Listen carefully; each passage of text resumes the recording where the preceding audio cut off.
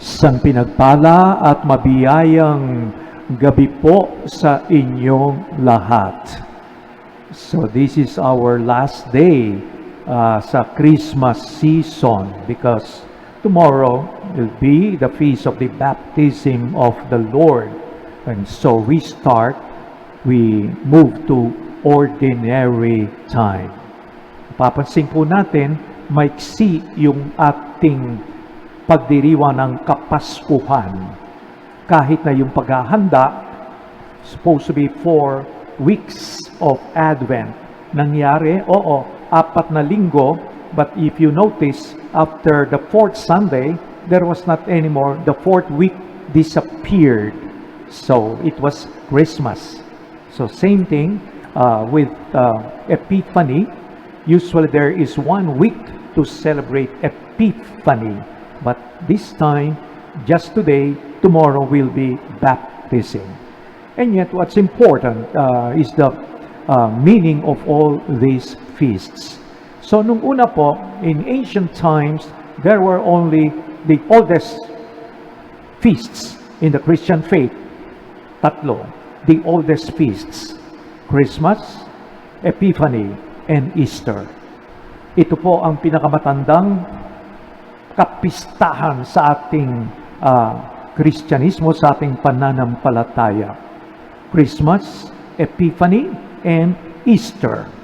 So, alam natin, napakahalaga yung Christmas at saka Easter.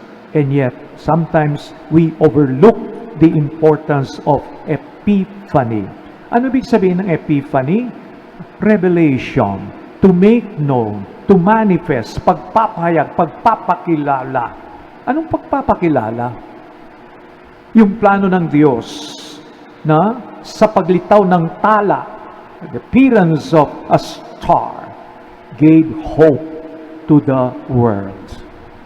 So, because the star is the light that will guide the people as they journey in life. Ang hirap po sa mga nakarang araw, minsan nababasa na sa periodiko, yung may mga lugar na may brown out. Diba? Ang hirap pag madilim. Di mo makikita yung pinupuntahan mo, di mo makikita yung kapaligiran mo. Ang daming nakita, nangangamba ka. You feel insecure. That's ordinary darkness. How much more the serious darkness, the darkness in our hearts. And yet God gave us hope. The light that appeared in the heavens, it's the light of Jesus. The light that can pierce through darkness. Darkness of our hearts. The darkness of sin that has sometimes captured our strength. So today, we are once again given hope. Because of God's unconditional love, which He shows to all. Gusto niya lahat ay makilala siya. And this is what we can say. Unang hakbang ay ginagawa ng Diyos. It's God who takes the first step in loving us. And then we just respond to the goodness, to the unconditional love of God. Ang hindi matatawaran na pagmamahal ng Diyos, nakikita po natin yan kung paano tayo niyakap ng kanyang anak sa pagiging tao.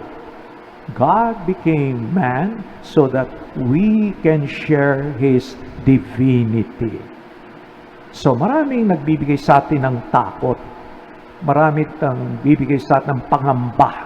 And yet, the feast of the Epiphany reminds us that we are precious before God.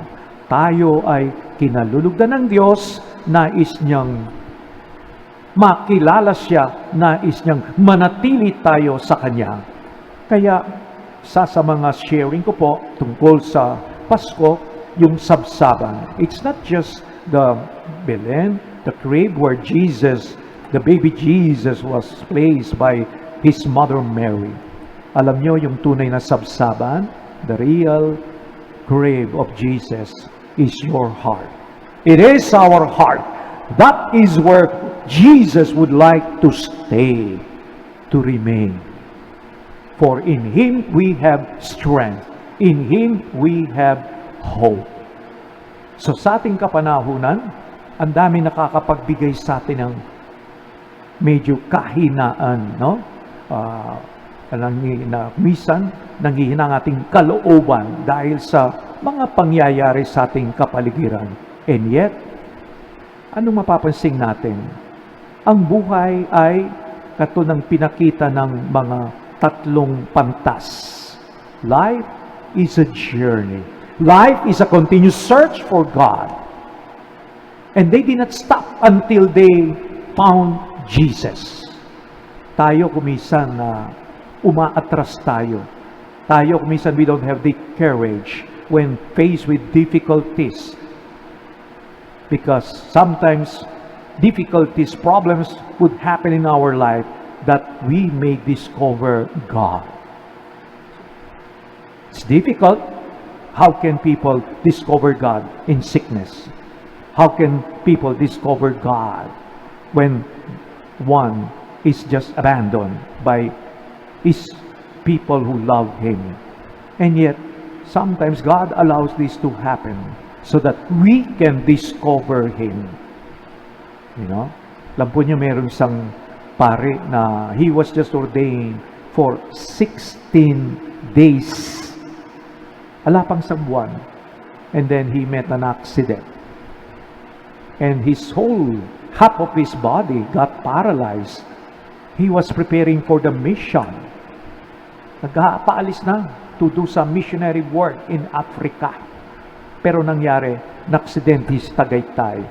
Because of that, half of his body is paralyzed. No sensation from waist to his feet. Pero alam niyo, when you talk to him, he speaks about the goodness of God. Wow! He discovered more God in this trial. So sometimes we tend to surrender. And yet, the Epiphany reminds us that God will always be there. The light of His love will always be there for us to be guided. So mga kapatid, tayo pong lahat ay nanya ng Diyos maging epiphany rin to manifest His love and to continue our search through our compassion. People will come to know about God's compassion through our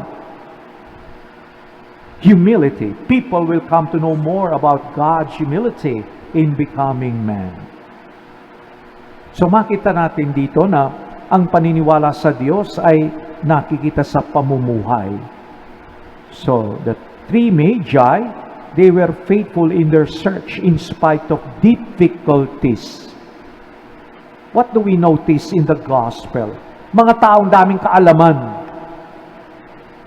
Pero, anong nangyari? They did not even bother looking for Jesus. Who are they? The Pharisees, the scribes whom Herod consulted. Anong sinasabi ng banal na kasulatan? Kagad alam nila. And you, Bethlehem, you are not the least among the towns in Judah. Alam nila.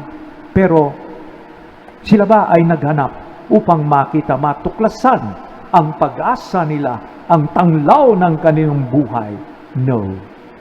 And even Herod, he told the Magi, you look for Him. When you find Him, you tell me so that I can worship. Sabihin niyo sa akin para makasamba rin ako sa Kanya. Pero alam natin, may masamang balak si Herod. Dahil insecure siya. May ka-rival siya.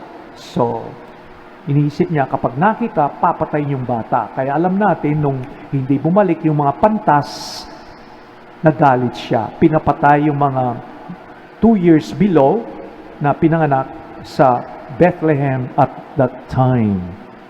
So mga kapatid, this is a challenge for us to always look for Jesus. And how do we look for Him? Through prayer, through good works, by facing difficulties, challenges of life with a courageous faith, believing that God will always be there to help us. So my dear friends, tatapos ang Christmas season, but let not the spirit of Christmas just vanish like a bubble. Sana po manatili ang diwa ng Pasko. Paulit-ulit natin kinakanta, At ngayon, kahit hindi Pasko, ay magbigayan. No? Ano ibig sabihin nyo? Nitong Pasko, mas magaan ang tao, magpatawad, tumulong, magbigay. So why can't we keep that throughout the year? So that it is Christmas, so that we will manifest the presence of God who is love, who gives hope, who shares His mercy and compassion to His people. So, whenever we are compassionate, merciful, and humble, our life becomes an epiphany. Let epiphany happen in your life each day. Amen.